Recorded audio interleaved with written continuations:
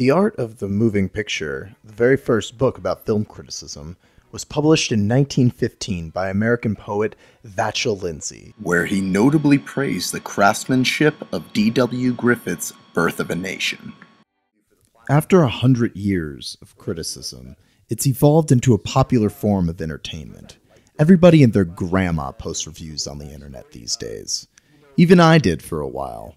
People review things from movies, to burgers, to kitchen sinks. In fact, sometimes people do reviews with the kitchen sink.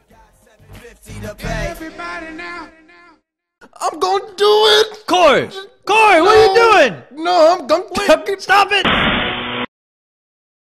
Why did you take it from me? What? Crazy? I was gonna do it. Corey. This movie just sucked the soul right out of me. Be a man, you little bitch. Come on, Corey. Hey, wait a minute. When could you shoot electric shocks? That's like some R2-D2 shit you pull. What is that? There's a lot of things I can do that you'll never know of. And you about to blow your head. You ain't doing me no damn favors. You think you're gonna leave me behind? Tortured me by dragging me to this turd of a film? I discovered Spill.com watching this very review. I was searching the internet for a raw, brutally honest review of Disaster Movie, and boy, did this deliver. And now this piece of shit. Each one of these movies, they've been known to just be parodies. I mean, they kind of have they kind of have somewhat a thread of a plot, but most of it is just referring to whatever movie's popular at the time, and they keep getting worse with every film. I want these motherfuckers, Jason Friedberg and Aaron Seltzer, I want their damn heads on my table tomorrow morning. Let's live the crazies. Hey, don't insult the crazies just yet. Once I found their website, I was instantly hooked. I started involving myself as much as possible in their community, and this community, well, it attracted all types of people. Okay. Oh, God. Are we insured for this, Corey?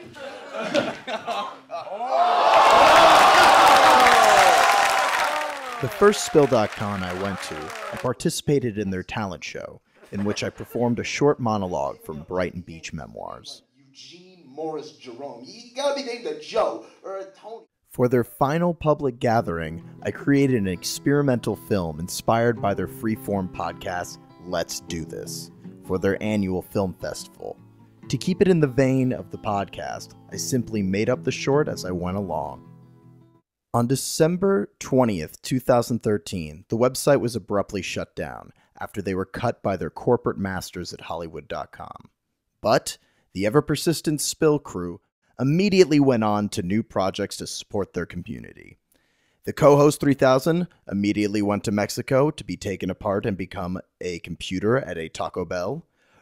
C. Robert Cargill went on to become the screenwriter of the Sinister series and is currently about to finish his third novel after Dreams and Shadows, Queen of the Dark Things. Chris and Brian went on to form oneofus.net, a site dedicated to reviewing all forms of geek culture with blogs, podcasts, and an exclusive audio drama.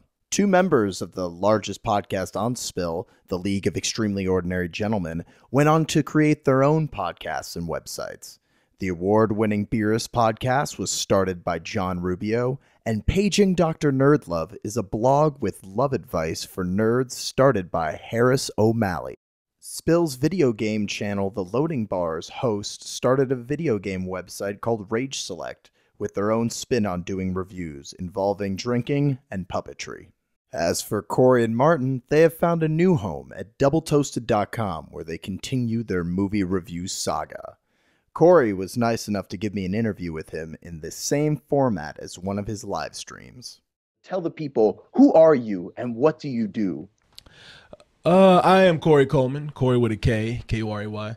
And what I do, that's interesting because it's a weird title to try to tell people today. I guess you could say I do online entertainment.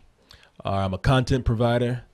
What I do is I run a website right now called Double Toasted. And the format of that website, we do live streaming. That's the heart of our business, and audio streams too.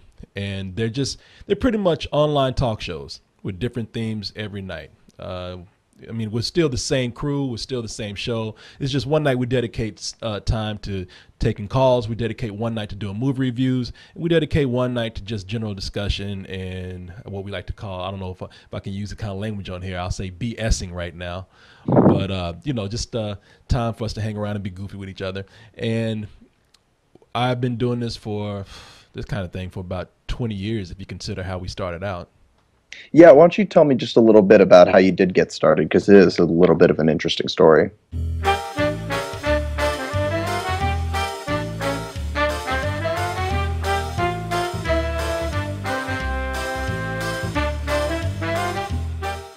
We got started. I actually did a movie review show for what is called cable access. Now, I don't know how many cities have cable access. I don't know how relevant cable access is right now to those cities, but cable access is where you can go and you can get a producer's license. You go in and you learn how to work a camera, you learn how to work an editing bay, and then they give you the access to go in and control all that equipment to run your own show.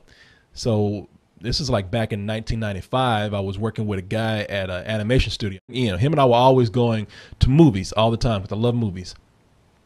And we were spending so much money on movies that he said, why don't we do a radio show like at a college campus or something, or why don't we do a cable access show? And I figured since movies are visual, I said, let's do a television show, man. And so we went and took the classes, and we got our license, and it was just a joke, really.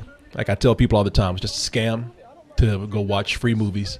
Because if we were doing a review show, we would be considered press. And I thought we'd be doing it for about a year. And then we just stopped. But I kind of had fun with it. Like we went on there, and since we thought it was just a joke and nobody was watching, we just went on there and just started doing whatever we wanted to do. We would just talk casually. We'd do these crazy skits, and we would just be goofy and play it up for laughs. It turns out people started watching. And I did that show for about 10 years, and it got very popular in town. Like I said, I could leave the house and hang out with any person that I wanted to, just any kind of stranger. Because if I was downtown hanging out at a bar, some people say, hey, man, you're the guy from that show. Hey, let's go get a beer or come to this party.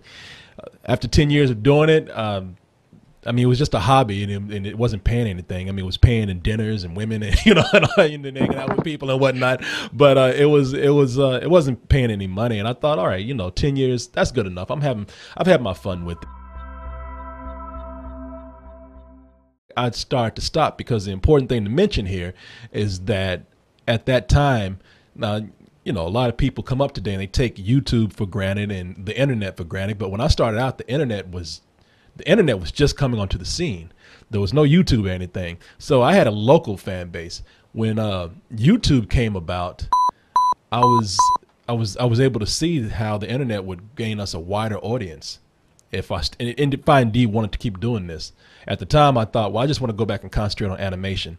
I have a lot of fun doing that. But I said, before I completely leave this, I'm going to take our reviews from the shows that we did, just take a few of them and take the audio and animate that, and then put it on the internet. And then when we did that did garner us a wider audience. And at that, I had started out doing the show by myself, and then I got some more cast members down the line. And by the time we got to the cast members we had near the end, I had animated all those characters, and it didn't take long to get attention from people. We got picked up by a company in New York, and they funded our site, and that was when Spill came about. And for those of you who don't know, Spill.com is a movie review site that I had created, and our gimmick was we did animated movie reviews. And so the internet gave us a worldwide audience, and that was really the place where we start to see what we were doing take off. So yeah, that's really the beginning of kind of having the fan base that you see maybe crossing over into what we're doing right now. When Spill ended, I was ready to fold everything. I just ready to get out this whole internet thing, because it's a very hard business, as anybody would know, to make money in. And I was going to move to Turkey with my girlfriend. And it was the fan base that we had that asked us to keep going. And we did a Kickstarter and raised $130,000. And so I applied that to doing the site that we have now. But I never would have done that Kickstarter, or I would have given the money back had I not had anything different to go by here. So I looked into to see what the latest thing was, because like when we started doing the animated movie reviews, there was no one really doing that, and and the people that owned us, that was always what they would go out and pitch that with. So I looked at what is it that's happening now that we can do that's different. We're trying to actually create a studio environment with nice equipment, and so you don't see a lot of people doing it as frequently as we do, or with the quality level that we do. Like I said, it's pretty much a talk show online. On last Tuesday's show, the weekly roast and toast, we talked about this fucking idiot right here. Oh, no! Get out of the water! Get out of the water! Get out of the fucking water! You know what? First of all, I like that yell right there. Oh, Lord! Oh, Lord! I love the reaction. It's people who set themselves on fire, and then they say, oh, shit, I'm on fire! Yeah! That's why it's called fucking fire. Yeah, You know? it's primal. Oh, Lord! Oh, Lord, Jesus. Oh, Lord. You know what? Jesus sitting up there like, you stupid fuck. Jesus is back left.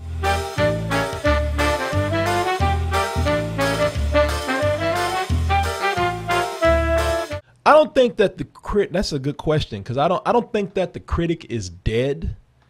I mean, because whether people like it or not, there's this symbiotic relationship between the critic and the creator. I mean, you can have somebody out there, I'm going to tell you right now, that person is full of crap if they sit up there and they say, I make this for me. I made this movie for me. I made this painting for me. I wrote this book and this poem for me. No, you didn't. No, you didn't. You're a liar. No, you didn't, because artists thrive. They live. That's their food, attention. Artists thrive on people consuming what they do. They need eyes on that to live. And so when you say that, whenever you hear a director or somebody say, I just don't really listen to the critics when I do something. No, they don't. You hear more and more now people coming out there and saying how those words hurt them or how it made them think about how they proceeded from there. But Edward, I love you. These people have to respond now because the critics are quicker. You could put something in print and maybe a whole lot of people wouldn't read that or pay attention to it. Now that it's online and it's instant and it's the next day and people jump on board to that criticism too. I mean, yeah, the critic is important. The problem with being a critic today is that I don't think that word carries as much weight. I don't ever like that word critic being used on me. Like I said, I like being told, I like it. Hey, say I'm an entertainer, say I'm a personality or whatever, but anybody can come out and say they're a critic. I mean, we have people that you can tell are legitimate critics because they know how to go about it, and people who really aren't. But anybody can get online today and call themselves a critic, and even oftentimes people that I think are terrible, those people have somehow fooled other people into thinking, oh yeah, this person is a real critic, and they're not. They really aren't. They don't know how to go about it. Do you believe that you have an informed opinion when you talk about movies? Yeah, I do. I mean, I'm not trying to say I'm better than anyone else, but I do know that in order to give a proper review of something, at least let's get rid of customer reviews and everything. I'm talking about somebody who out there is reviewing, a film. I'm not going to say this whole thing of I went to school for film journalism or film critique, but I did take classes on how to read the language of film. I know a little bit about film history, and I know how to go in and not completely hate something. I tried, unless I know somebody really is just blatantly doing something just for money. I try to go in.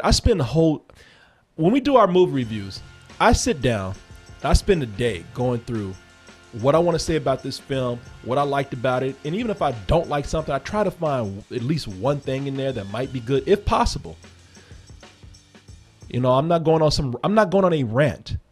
I'm not going in there and also being a fanboy. I go in and I go in with the thought of being fair. Now with the online, with somebody not getting a paycheck and somebody just wanting attention or somebody just wanting to geek out over something, I don't think you get that balance of fairness in there.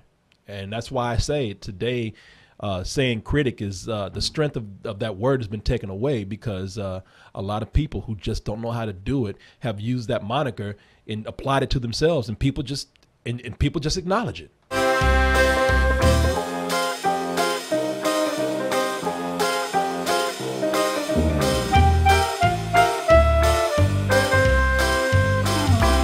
Tommy.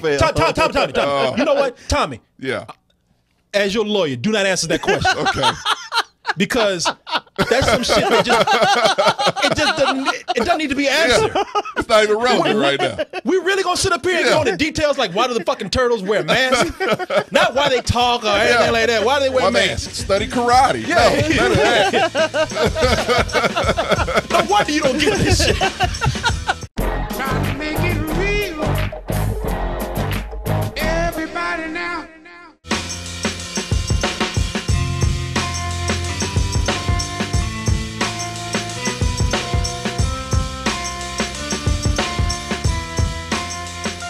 No wonder you don't get this shit.